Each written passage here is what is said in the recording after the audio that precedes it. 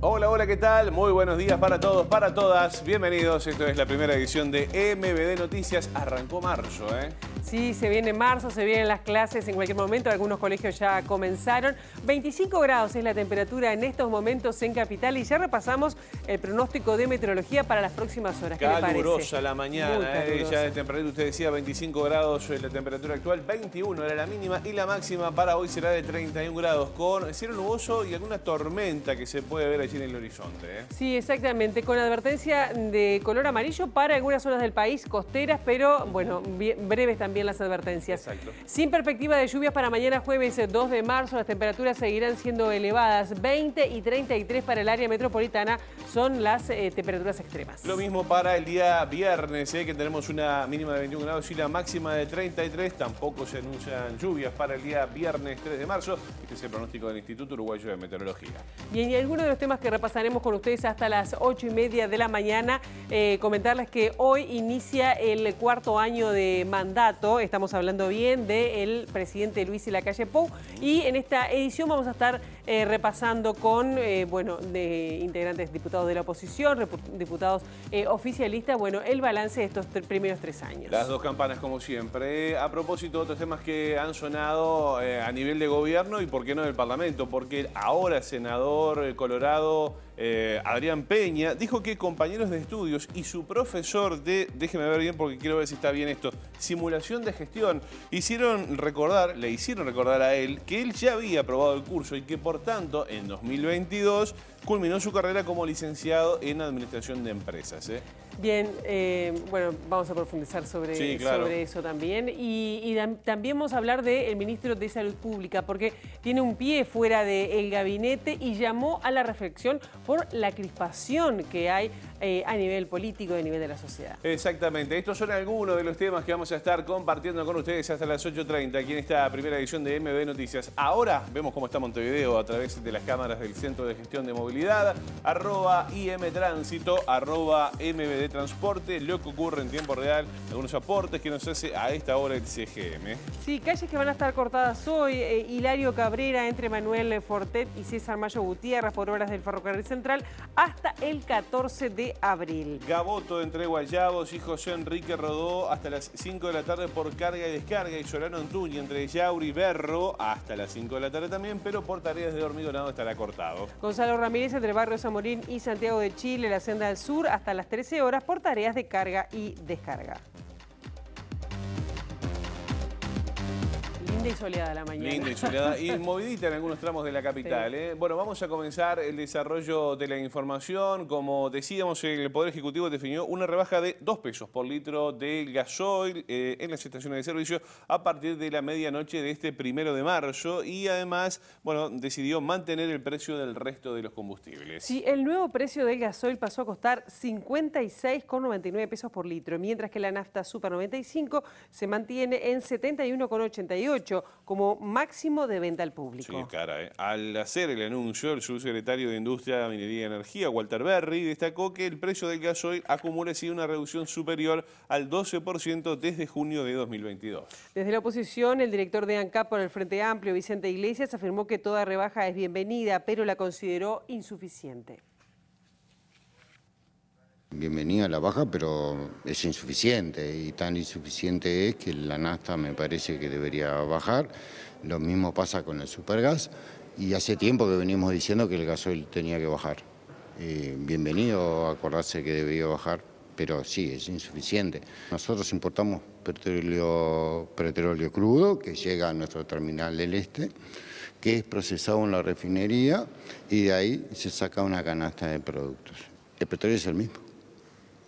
Por lo tanto, si baja el gasoil, que bienvenido sea que haya bajado y debería bajar más, también debería bajar la nafta y el supergas. ¿Y por qué eso es posible? Eso es posible porque nosotros tenemos una refinería que está ubicada en La Teja, como todos sabemos, que está siendo operada por ANCAP, que tiene personal altamente capacitado y muy eficiente, y evidentemente ese resultado obtiene costos inferiores a ANCAP que no tienen nada que ver con lo que vale un litro de gasoil en el Golfo de México o en el Golfo de Arabia o en Estados Unidos.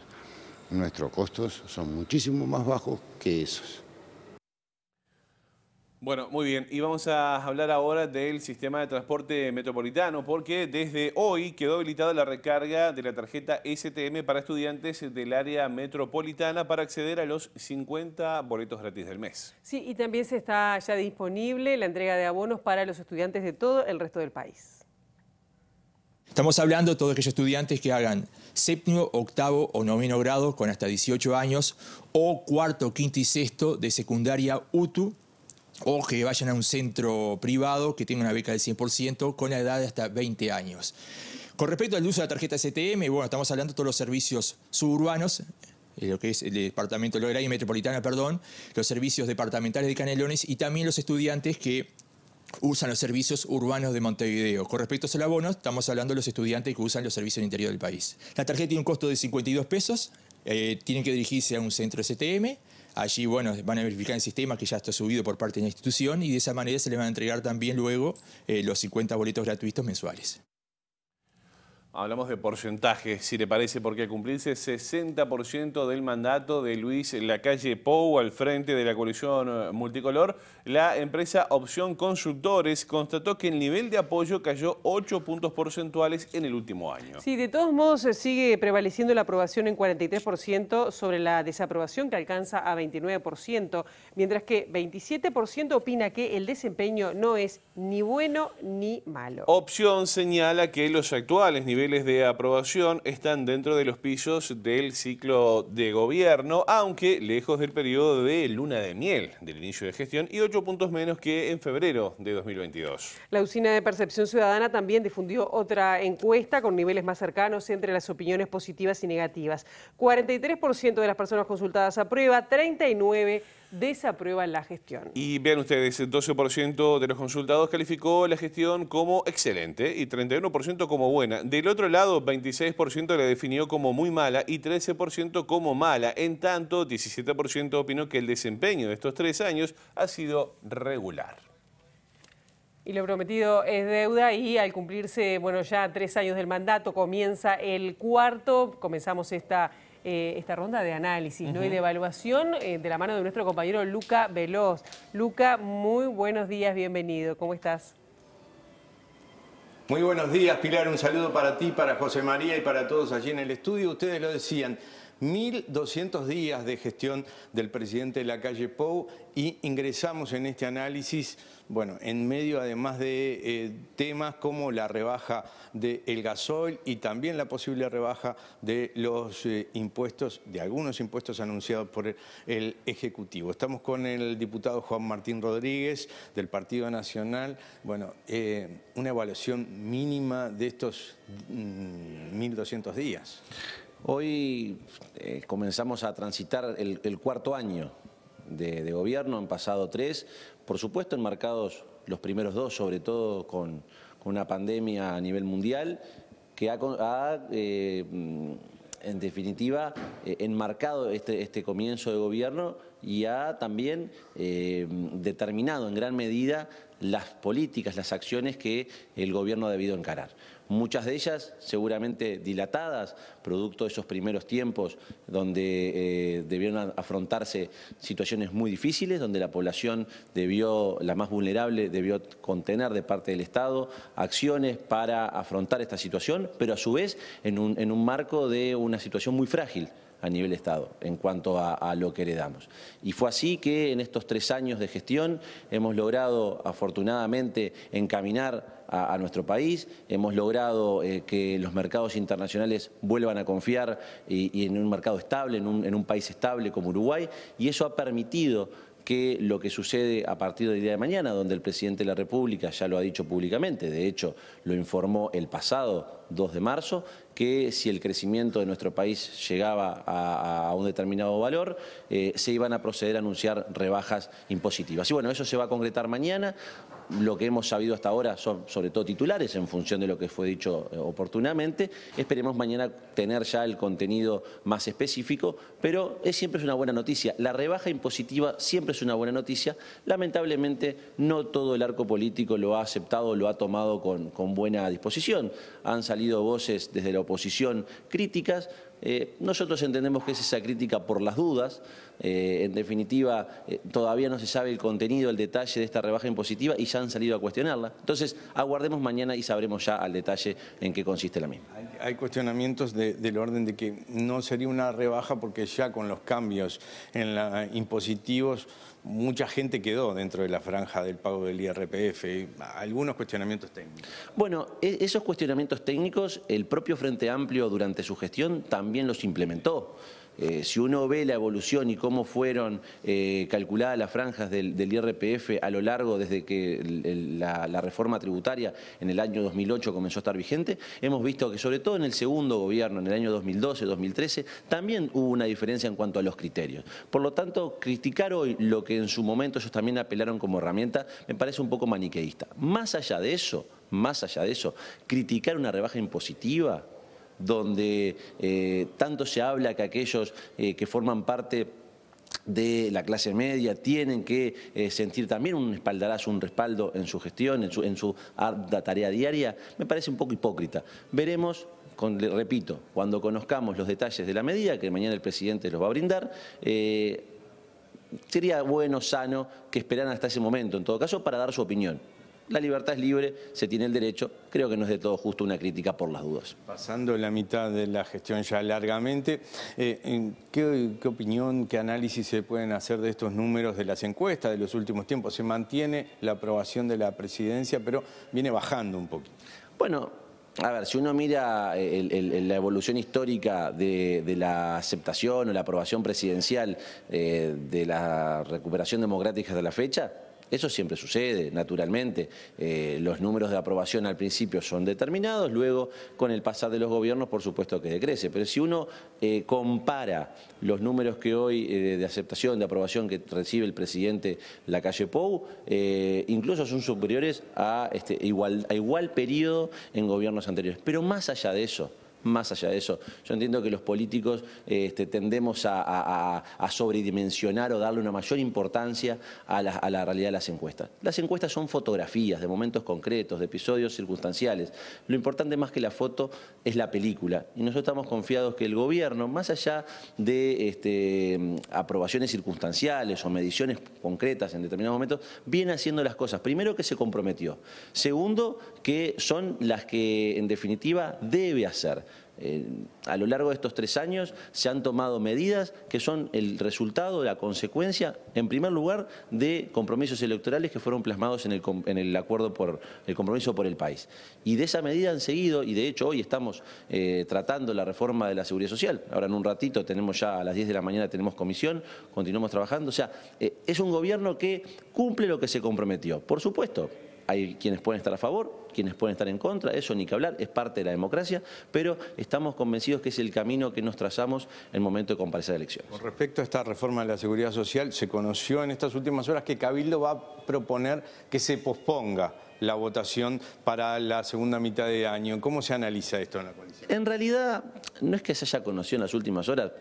Cabildo Abierto no es de ahora, ya lo ha venido repitiendo, diciendo en los meses de enero y febrero, que ellos no tienen ningún problema en que la discusión de la reforma se dé en el segundo semestre o incluso en el gobierno que viene.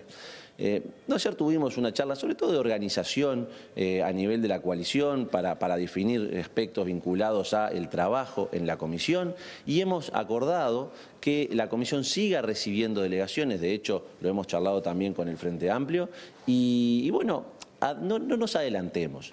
Lo importante ahora es seguir escuchando. ¿Se puede dejar para más adelante? No, mire, yo no me atrevería a hacer esa afirmación. Es más, todo lo contrario. Yo lo que digo es, no fijemos en qué momento se va a votar, o no nos preocupemos por eso. Sigamos trabajando, sigamos escuchando, sigamos intercambiando, sigamos dialogando.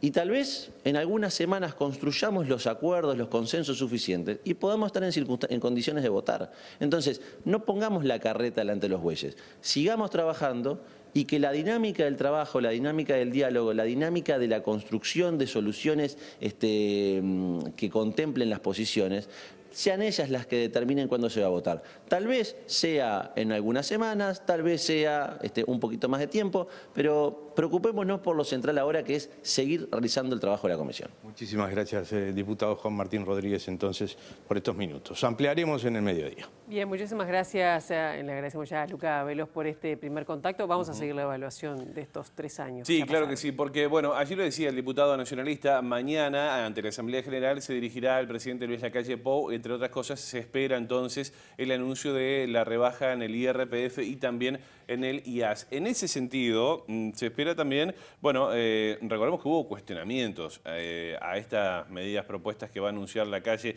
en el día de mañana, como por ejemplo la del Consejo Asesor Financiero del Ministerio de Economía, también la oposición y economistas como Javier Daedo, que reitero, se oponen a esta rebaja de IAS y IRPF. Sí, unos y otros advierten que podría poner en riesgo la regla fiscal aprobada en el marco de la ley de urgente consideración o implicar recortes presupuestales a futuro para cubrir la caída de ingresos por la rebaja. Sí, y ayer en Soriano, el presidente de la República apeló a Marianela Walsh para contestar estos cuestionamientos.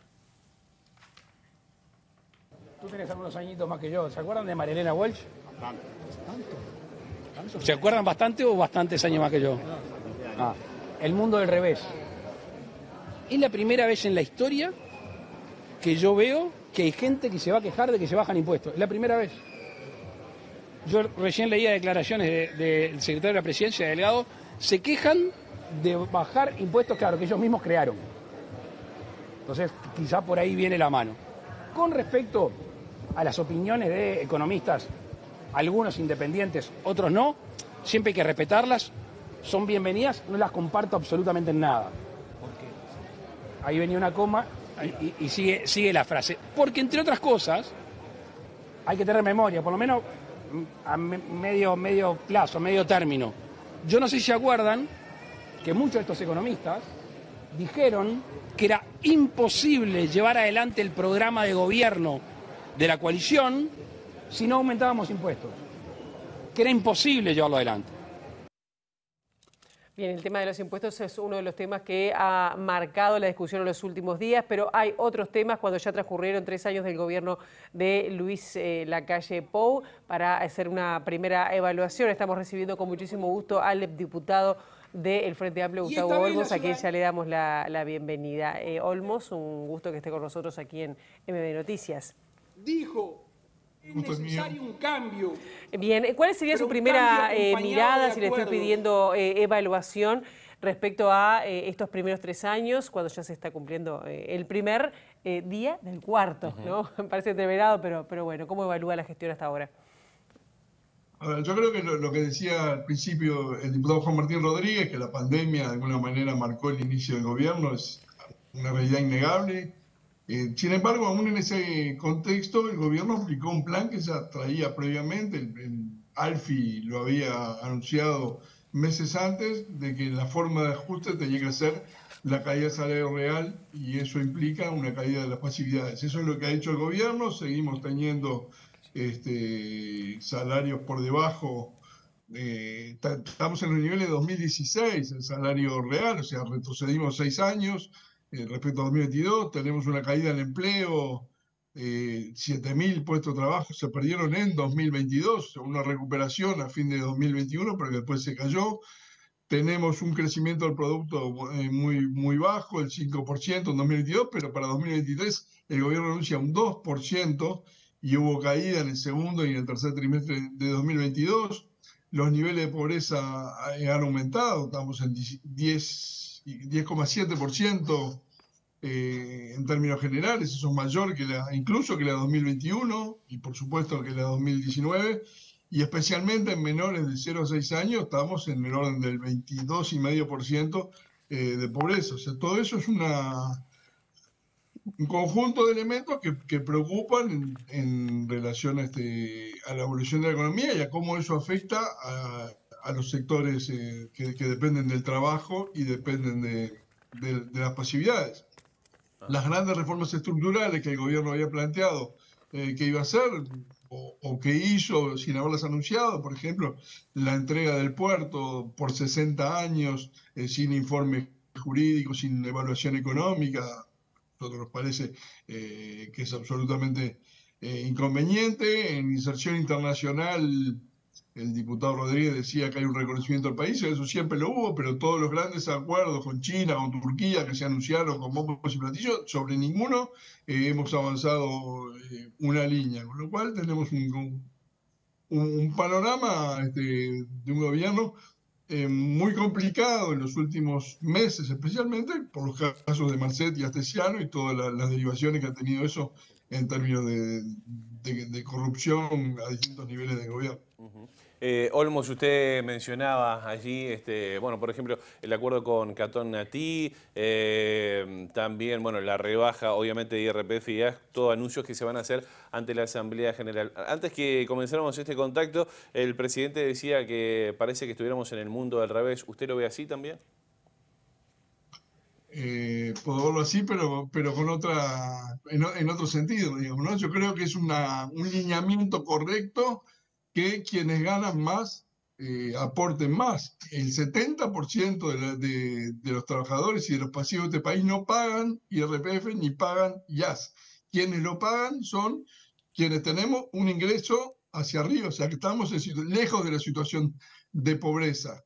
Una persona que gana 40.000 pesos de salario, que no es un salario bajo para el Uruguay, paga 38 pesos de IRPF, o sea, menos que un boleto. Entonces, esto yo creo que la rebaja que está anunciada lo que favorece a determinadas a sectores que tienen una situación, no digo que holgada, pero medianamente decente y desatiende a casi uno de cada 5 niños, o más de uno de cada 5 niños menores de 0 a 6 años, que están en situación de pobreza. Yo creo que si el gobierno considera que tiene espacio para renunciar a impuestos, lo que debería hacer sería afectar esos recursos a sectores que están realmente sumergidos, que están complicados, por los niveles de pobreza que tienen, por el desempleo que tienen, y no esta señal de favorecer de alguna manera a quienes ganan mejor, porque todavía no sabemos la mecánica concreta, pero si se bajan el nivel más bajo de IRPF, que en principio lo que está planteado, eso beneficia a todos, y quien gane $500.000 pesos también se va a ver beneficiado por esa rebaja, y eso no tiene ningún sentido. Yo creo que la línea de un IVA personalizado que se implementó cuando se incorporó a quienes cobraban asignaciones familiares a través de tu app, dándoles un beneficio directo, eso beneficia directamente, impacta directamente en quienes menos tienen, y ese es el camino que hay que recorrer. Bien, Gustavo Olmos, nos ha quedado corto el tiempo, pero bueno, seguramente con los anuncios que pueda llegar a presentar ante la Asamblea General habrá más para, bueno, opinar respecto a cómo viene y cómo seguirá esta administración de Luis Lacalle Pou. Gracias y seguimos en cualquier momento. Por favor, gracias Pilar, gracias José María, un gusto como siempre.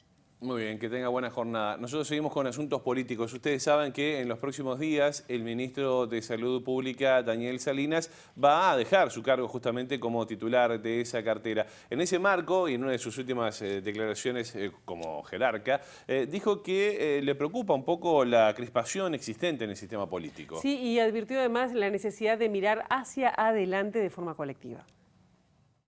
Yo me estoy yendo, pero que el país, que los políticos, que los partidos políticos construyan credibilidad. De alguna manera eso es muy importante para el futuro, porque eso el ciudadano lo percibe, y percibe cuando hay un enfrentamiento feroz, y no es ninguna pasada de cuentas ni nada, pero simplemente lo que uno percibe. Y alguien me decía hoy que en el Parlamento es un poco la representación de la sociedad, y eso es así, pero entonces ¿Qué sociedad estamos teniendo hoy? ¿Una sociedad crispada? ¿Una sociedad enojada? ¿O una sociedad que quiere mirar el futuro hacia adelante? Yo creo que tenemos que mirar ese futuro, porque es seguramente un futuro venturoso el que al Uruguay le espera, sea quien le toque gobernar. Muy bien, seguimos con asuntos políticos. Lo decíamos en el arranque de esta primera edición de MBD Noticias. Habló el ahora senador colorado Adrián Peña, ex ministro de Ambiente. Ustedes saben, renunció por esta polémica que se generó por su título, que estaba, que sí, que no, ya no sabemos bien qué fue lo que pasó. Lo cierto, lo concreto, es que ayer en conferencia de prensa, justamente el senador Adrián Peña mostró un mail de su ex profesor de simulación de gestión en la licenciatura de Administración de Empresas de la UCUDA, que confirma que fue su alumno. Sí, y ahora sí estaría en condiciones de iniciar la tramitación de ese título luego de haber culminado la carrera en el año 2022. Cada vez llegó a mi mente con mayor claridad que el curso lo había realizado. A todos nos debe pasar en la vida que en la medida que uno sale de un torbellino, las ideas comienzan a aclararse aún más. Y eso me pasó. A esa convicción se sumó el testimonio de compañeros de facultad que se habían comunicado y me habían informado de que me recordaban como compañero en ese curso. Y con la ayuda de ellos pude ubicar el semestre en que había realizado la carrera, que fue el segundo semestre, la materia, el segundo semestre del año 2005. Y ahí pude identificar y encontrar al docente de la carrera. Yo me inscribí para realizar el 6 de marzo el curso, tal cual me comprometí en aquella conferencia. Cuando fui a hablar con el actual profesor del curso, el profesor se dio cuenta que yo conocía la materia. Y fue tanto el nivel de detalle que le di, que él me dijo: te animo a que ubiques al profesor del momento. Cosa que logré. Ya no trabajaba en la universidad, pero logré ubicarlo, me logré comunicar con él, y gracias a él logré conseguir un documento, que es un mail, en que el profesor se dirige a la universidad, responde una consulta de la universidad y me referencia como alumno. Igual, ¿quedó claro? Sí, no, igual él había firmado documentos como oficiales como licenciado en el año 2015 y no tenía el título, no lo tiene todavía. También lo presentaban, ¿no? Exacto. En la página web también del Parlamento. Bueno, entreverada la piola, simulación de gestión era la materia. Bueno, pausa, ya seguimos con MB Noticias.